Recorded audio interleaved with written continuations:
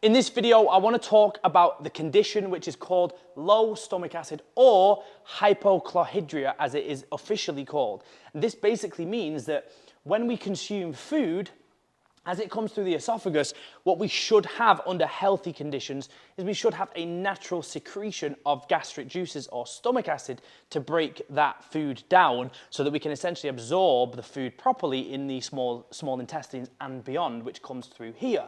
Now, obviously, we need sufficient stomach acid to break down key foods like protein, for example, because we need the pH to be at a certain level. We also need a healthy stomach acid to neutralize pathogenic bacteria. So by having low stomach acid, it opens us up to, potential infection as well. And we also need stomach acid to absorb key nutrients like iron, like B12, and like zinc too. So it's very, very important that we have this because essentially, if you don't have sufficient stomach acid, yes, of course, you're going to get a whole host of digestive issues, but the actual snowball effect of that will be that it will affect your energy, it will affect your mindset, because obviously the gut and the brain have such an intricate relationship. It will affect your hormone production and anything else in between, because essentially you're going to become nutrient deficient if this problem persists for too long. So what I want to talk about first is how can you identify whether this is an issue for you? So the first step is just looking into the symptoms, right? So if you do have upper gastrointestinal issues, or if you have specifically hypochlorhydria, then you're going to experience symptoms such as acid reflux, indigestion, heartburn, bloating above the belly button, especially shortly after you consume food, because it shows that it's still in the stomach and it's kind of putrefying. And that's actually where a lot of the acid reflux comes from. When you consume food, it putrefies and causes gases to be pushed up through the esophagus, and that's what causes that burning sensation. Other common symptoms of hypochlorhydria are going to be things like burping, are going to be things like excessive gas out either end, and are going to be things like loose stools or, like poor motility, where you are passing through, like diarrhea, or just incredibly loose stools is also a strong sign that you're not breaking down food properly, all right? Now, the risk factors for having low stomach acid are some of the things I've already mentioned, which is basically deficiencies in key nutrients, not being able to metabolize protein properly, which is going to affect muscle growth, it's going to affect, your red blood cell health, it's going to affect everything protein-based, which is essentially most of the body, so it's going to have an impact on almost everything. It's also going to impact our energy through affecting the way we can produce hormones like testosterone, like thyroid, and like everything else. It's also going to lead to things like bacterial infections, like any other form of infections. It's going to make us more, prone to catching things like this, which can then create, inflammation in the body. Inflammation has its own list of problems that comes with that. So essentially, this is quite a big problem that we want to address pretty early if we're looking to feel our best, and if we're looking to drop body fat and build muscle, because like I say, if this is left untreated, undealt with, the long-term implications can pretty much affect everything due to, the deficiencies and everything that comes with it. So what causes low stomach acid? Okay, so there's quite a few things that can really lead to low stomach acid. So obviously we have things like high stress. So what we have to understand is your gut, your whole digestive tract is regulated and innervated by a nerve called the vagus nerve, which runs down the brainstem.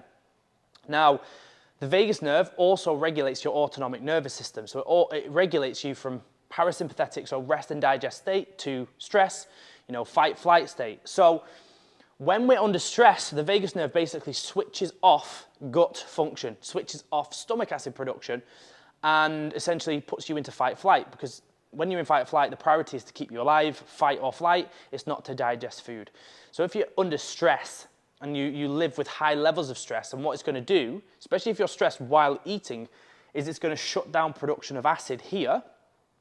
And then when you eat, you're going to get the fermentation of food because you haven't got enough acid. So having things in place to manage stress is going to be super important. We're going to talk about that in a little bit.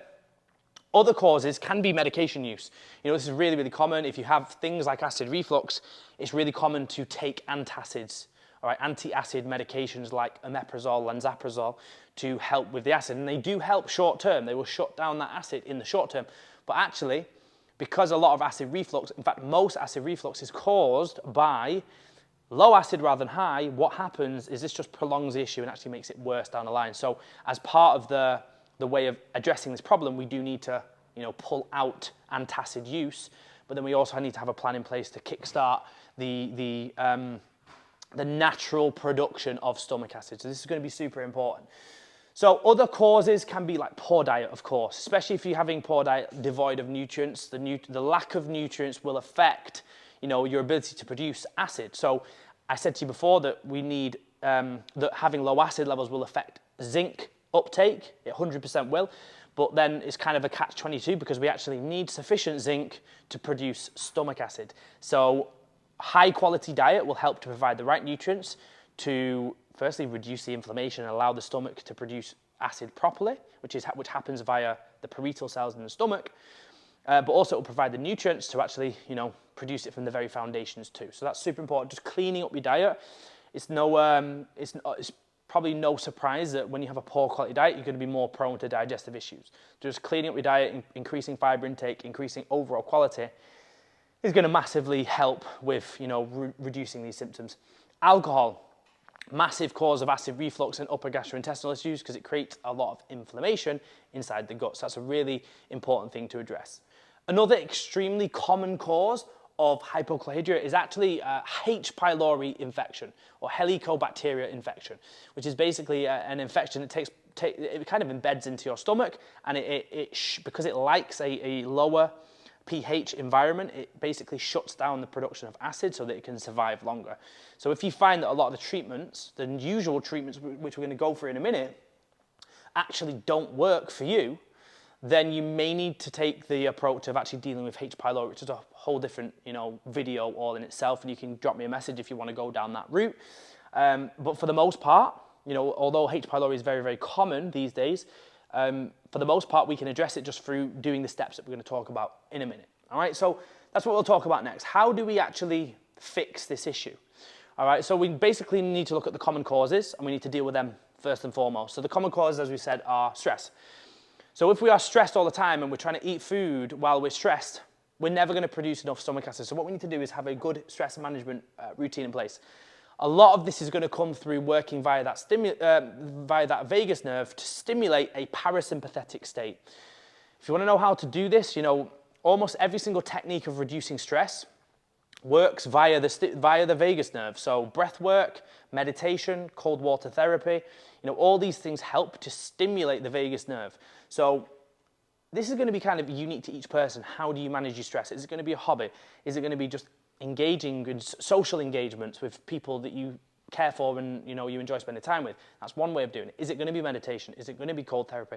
Is it going to be direct vagus nerve stimulation where you stimulate the points on the body to help drive that parasympathetic state? It's going to be unique to you, but this is probably in many ways one of the most important things you need to do to control this, right? Food quality. As I said to you before, a poor quality diet is going to keep this issue running, right? So just cleaning up your diet, removing the ultra-processed food, focusing predominantly on high-quality whole foods. But also, as I said, a lot of that fermentation, a lot of the problems come from not being able to break down protein properly. So you may well need, initially, if you do have a major problem here, to actually start on lower protein levels and support acid back to optimal levels, and then you can increase protein down the line once you've kind of got rid of the symptoms. All right, so just improving your overall quality diet will be massive. Taking out alcohol and taking out the medications, particularly like, some medications you obviously can't come off, and it's really important that you talk to your doctor first about any of this. However, when it comes to antacid use, often they're completely misprescribed, all right? What we need to do is pull any antacid out, again, with permission from your doctor, to then implement things like, the support protocol we're going to talk about in a minute to help your body kickstart its own natural levels of stomach acid. So what we need to do is come off these, because as long as you're on antacids, you're going to keep shutting down those levels, and it's just going to keep the problem coming. But once you've come off these, you can start implementing the support protocol, which involves, certain things like ginger. You can use ginger or apple cider vinegar mixed in water to stimulate natural acid levels. You can use bitters, like bitter vegetables, help with bile production, which bile production will also help with stomach acid. Swedish bitters is another supplement you can use at mealtimes. You can use certain kind of like spicy things to help increase stomach acid, although be careful because some of them can be quite harsh. So you don't want to overdo it. And the key when using any of these things is that you are using while eating, prior to food. You're not just kind of consuming ginger all the way through the day because you need the acid to be produced while you're eating food. Otherwise, it can be too harsh. So super important. We also want to think about supplementation to help with acid. So the most common way to support acid is just using a HCl supplement. HCl and pepsin is the most common. Now, this is a great supplement and it tends to help with symptoms, HCl and pepsin, because it essentially gives you the means to, it gives you the acid, essentially. Now, it's a great supplement. However, it's not a long-term fix because it's just kind of filling that gap. So we can use this in the interim to help, address the symptoms, but alongside that, we need to be supporting the natural production of acid via things like ginger, apple cider vinegar, and maybe some other support supplements just to help kickstart things along. So from my side, what I would do is just work on all of these issues, managing your stress, particularly around meal times, improving the overall quality of your food, reducing anything that's going to cause, issues and irritation inside the gut, alcohol, taking out the antacids for sure, and then giving yourself some support at meal times. Ginger, apple cider vinegar, again, a supplement of HCl and pepsin would be good initially, and then eventually you want to pull that out. There are other digestive support supplements you can use to help this, and if you want to know more about them, just drop me a message. I can talk to you about those. But essentially, if you do this, you should see massive improvements with your upper gastrointestinal issues, and then ultimately in turn through the rest of the gut as well, because everything starts up here. If you're not breaking down food here, then down here where your small intestines are, you're not going to be absorbing food because it's not been broken down properly. So then you're going to have issues there, food's going to putrefy, you're going to get bacterial issues, all sorts of problems occur when you don't address this. It all starts up here, really, addressing the issue, addressing your stress, addressing your mindset. And one thing I haven't mentioned, which I'll just talk about now, potentially one of the most important things, is chewing your food properly. You need to be able to chew your food. If you're inhaling food, you're essentially dropping, huge particles of food that haven't really been broken down into the stomach, expecting that to do the rest of the job. And it's just going to cause too much stress. So what we need to do is really, it starts here with mindset and stress. Then we work on the chewing. We need to chew food. And really, optimal chewing is over 40 times per mouthful, which sounds pretty crazy, but really 40 times. I'd say 30 as a minimum. Chew your food 30 times and just see how much better your digestion is just by chewing your food properly. Then what you do, the food will actually drop in here with less requirement for your stomach to do loads and loads of work. And then if you implement this stuff as well, I think you'll find that your symptoms will eradicate or improve almost instantly within a few days of doing all of this. So hopefully, guys, this has helped you to understand the issue of acid reflux, the bloating, the loose stools, all of this stuff, the burping. And by putting this in place, I think you'll find that things will improve drastically. And if you've got any questions on this at all, then drop me a message and I'm happy to take you through any further information you need. And yeah, I'll speak to you soon.